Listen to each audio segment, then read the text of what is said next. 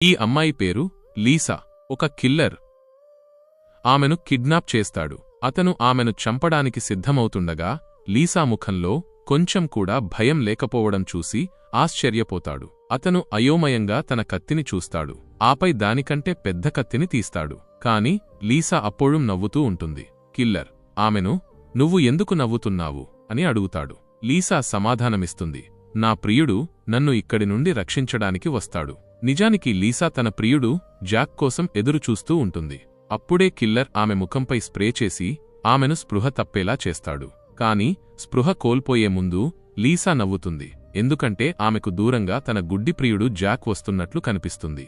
అయితే కిల్లర్ ఆమె గుడ్డి ప్రియుడిని తేలికగా తీసుకుంటాడు మరియు ఆమెను అక్కడి నుండి ఎత్తుకుపోతాడు. కొంత సమయం తరువాత జాక్ అక్కడ వెతకగా అతనికి నేలపై లీసా ఉంగరం కనిపిస్తుంది. అప్పుడే లీసా ప్రమాదంలో ఉందని అతను గ్రహిస్తాడు.